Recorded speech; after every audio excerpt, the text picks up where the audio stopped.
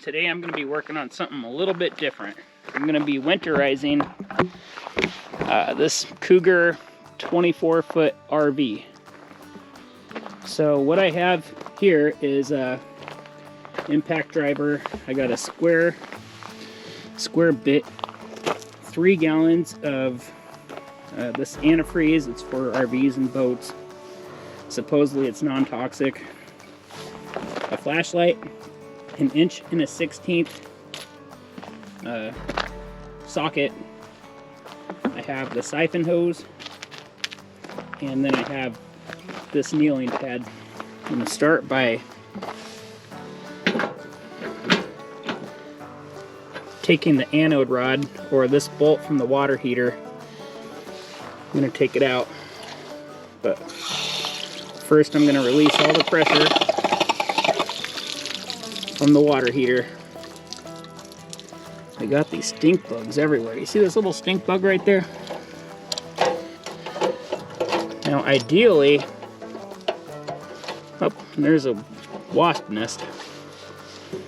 There's another stink bug. Ideally I could leave this open, or like have it. This is a pressure relief valve here, and you know, ideally I could leave that open just in case anything did freeze, even though we're going to take all the water out of here. Alright, so 1 1/16 socket.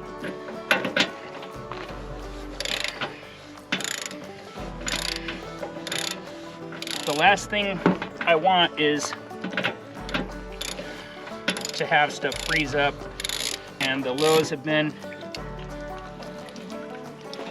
getting down to the mid-20s. I feel like, yeah, I want to get this taken care of, but I do think it takes a deep freeze in order for things to really start freezing up. And that's one of the good things about PEX plumbing, which newer RVs have, is it can expand and contract. It's got a little bit of play and wiggle room. I definitely did not use the off-grid freshwater storage tank this year, but I'm gonna go ahead and pull this off anyways. All right, so right here, these ones I'm gonna take off and then put back on. Leave it like that for once it's all drained out, because if I don't, then when I'm using the non-toxic antifreeze, then applying it, then it's just gonna spill out of the bottom of the RV. Even though I'm not gonna be pumping the antifreeze through the entire cold water side, I just wanna make sure any water that's in there is gone. So I will be using the antifreeze through the faucets and T-traps, and even the toilet bowl inside the RV. I just want to get any of this water out. Make sure that in the wintertime it doesn't freeze and expand and mess up the plumbing. Alright, so inside I have this impact driver with a square bit and a flashlight. Taking my shoes off, try to keep it clean. So this is underneath the kitchen sink, which is directly behind the water heater on the outside.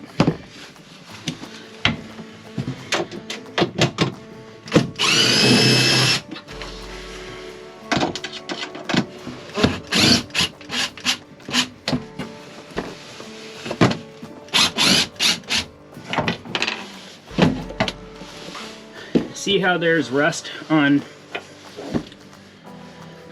these screws? We lived in this RV for 1.5 years while we were building our place, and we did our laundry right here. And I think at some point the cheap portable washing machine that we were using leaked a little bit, and so I'm pretty sure that's why those screws are rusted. But once I open this up, I'll take a closer look and try to figure out exactly what's going on. And that's another good thing for homeowners to be aware of. If you ever go in your attic or go in your crawl space, you know, it's good to look at the fasteners and everything, and if you see rust on stuff, hopefully you can catch it. You know, that's probably an indicator that either water's coming in through your roof or you don't have enough ventilation. But if you catch it while it's early, then you don't start running into issues like mold or anything like that.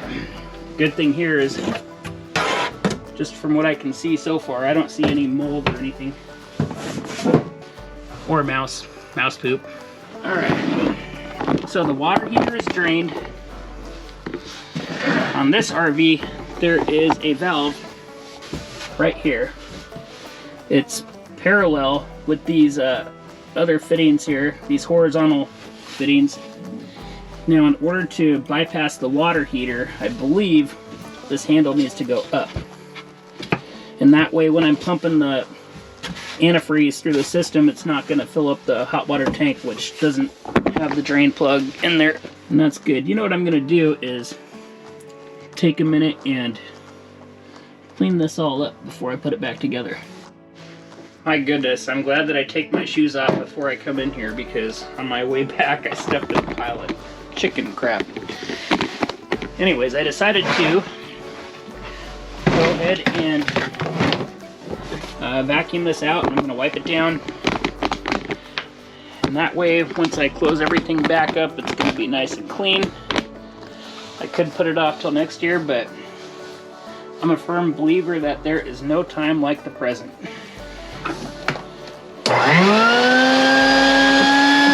Okay, check it out. It's nice and clean, and yeah, I feel good about that. Another thing, when you have, if I were to leave a bunch of dirt and grime in there, that could actually attract mice too.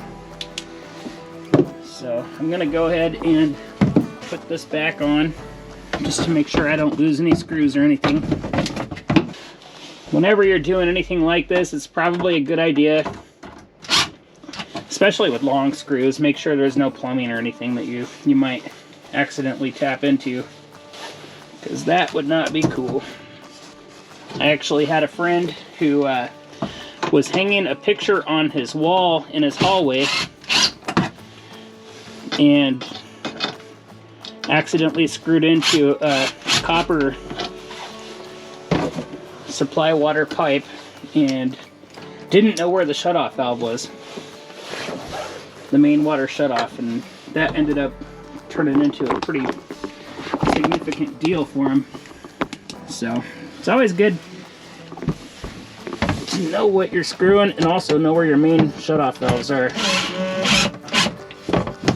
There we go. It's not going anywhere. Everything is nice and clean. Alright, next step is to hook up the siphon hose to the pump, which is located in this RV. It happens to be by the bed, and man, these screws were hard to find because they were buried in carpet once they're fastened, but here is the supply water pipe, and I'm going to go grab that siphon hose and grab some antifreeze and get this going. I'm in a tight spot here. I'm going to do the best I can, but on this one, it looks like I'm probably going to have to release this from the left side here. And that releases just by pulling it out. And this should be the intake. And it's nice that it's quick release like that. I noticed the output actually has like a screw-on fitting. Alright, so now that I released this clamp here, hopefully this just pulls right out. And it sure does. Now I'm going to grab my siphon hose, put it in there, and get the antifreeze going here. Now I bought this siphon hose at an RV store. I think it was maybe $5 or $10. It was pretty cheap. But that's all clamped in place.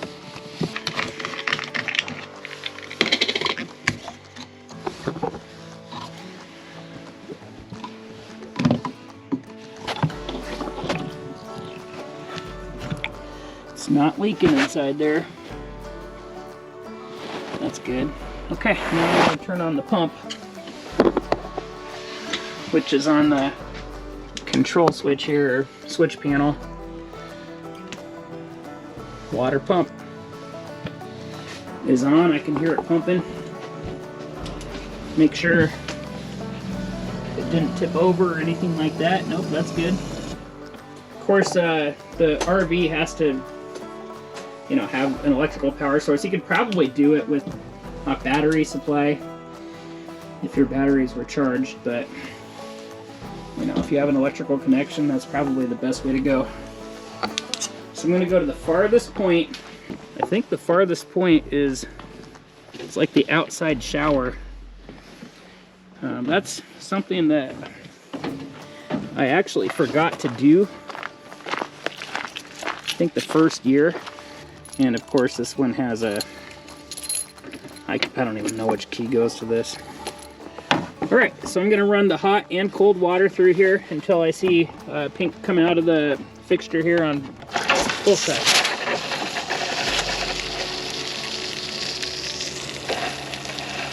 Now I'm looking for it to turn pink, but also you can tell when it starts getting bubbly. Yeah, that's looking pink.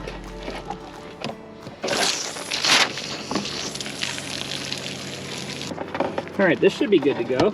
I was actually thinking, I've had this thing plugged in for a few days now, and you know, mice, they could crawl right up this sucker and go right through there, and then you're dealing with mice. I at least should have closed that up. But whatever, I don't see any mouse poop in there. Should be the hardest one. I'll check the level of the antifreeze. I'm about at 1/4 of a tank now.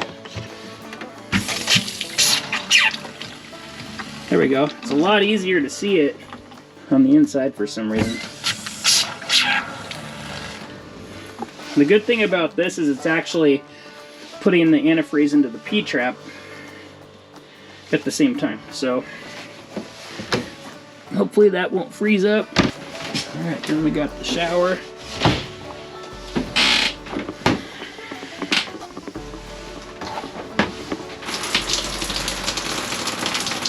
It's easy to see when it's on the white. I better double check that tank again.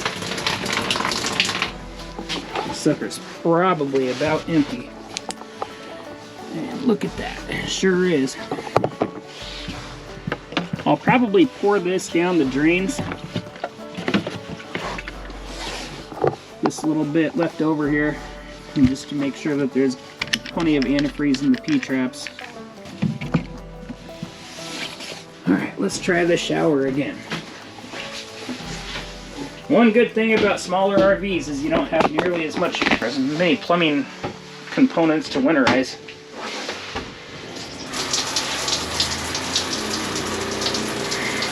There it goes. I don't know, can y'all see that? It turned pink. It's hard to see. And that turned pink right away.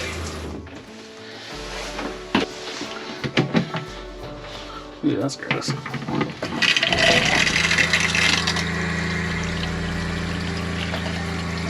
There it goes. Can you see that? I guess light would help. Except for that.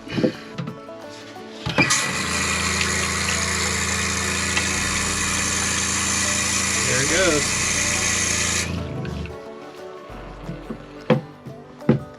Last thing is a toilet.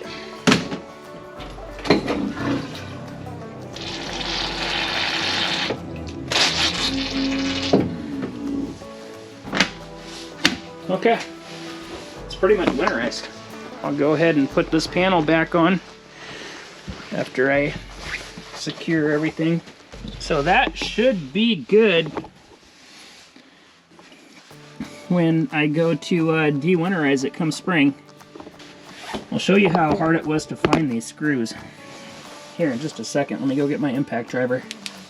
Okay, so it took me some time to figure out where the pump was actually at.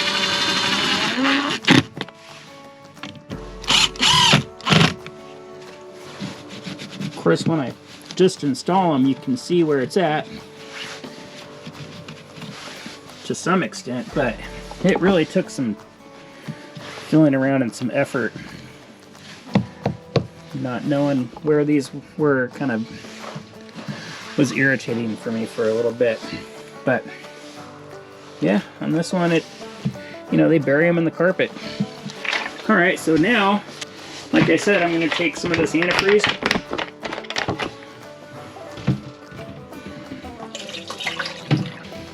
And pour it in the P-traps. There's only one P-trap on the kitchen sink.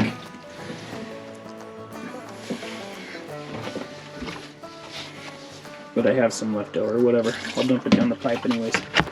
I have a good quality cover for this that has a lot of good ventilation, but I'm gonna wash it and make sure that everything is nice and clean. Any type of dust or debris, like you see all this stuff, I'm gonna get all this off here and get it situated over there where it's gonna stay for the winter, and make sure that there's nothing that could be abrasive or scratch it or stain it before I put the cover on, because it's going to be sitting like that for a few months. We have some pretty long winters here, and stuff can change really in a few days or even overnight. So on this 24 footer, it has one bathroom, a kitchen sink, the outside shower, and the bathroom sink, and the inside shower. And it took about 2 gallons of that antifreeze. I had a little bit of stuff to play with at the end, so hopefully that'll give you a rough idea as to how much you'll need for your RV. One more thing with the RV winterization. So I decided to come up on the roof and check all of the different roof penetrations, make sure that all the sealant is in place, and also I mean, there was a ton of pine needles up here. And especially on the slide, it's good to take some time to make sure that's all cleaned up before you close it up. Really, after every use, but especially in the winter time. Just make sure everything is nice and clean. But I was amazed at how much dirt and pine needles were on the top of the awning. You can see it's still wet and muddy. Definitely want to clean that off before I put the cover on it for the winter.